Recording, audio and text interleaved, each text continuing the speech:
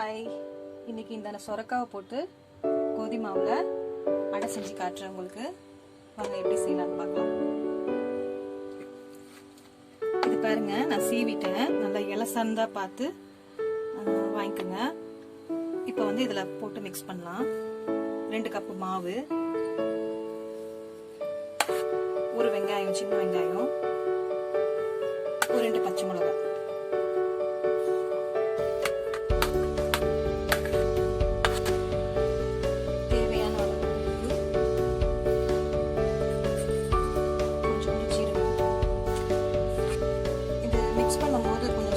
தண்ணி இருக்கும், அதனால தண்ணி கொஞ்சம் பொறுமையா பார்த்து ஊத்திக்கோங்க. சரிங்களா?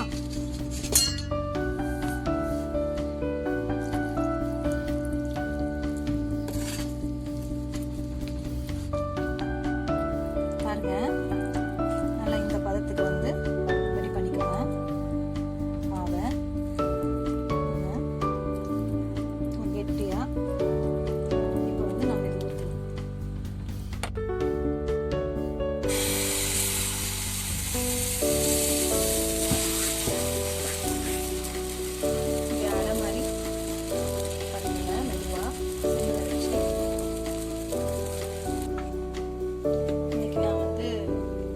இது நெய் தான் விடுறேன். உங்களுக்கு வேணும்னா நீங்க எண்ணெய் விட்டுக்கலாம்.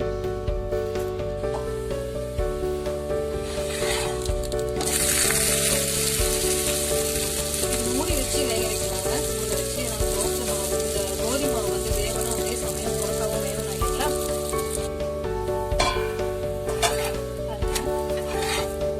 சூப்பராக ரெடி ஆயிடுச்சு.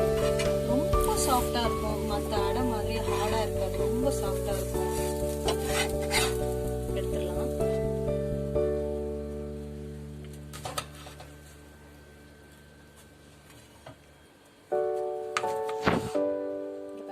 சாஃப்டா இருக்கும்.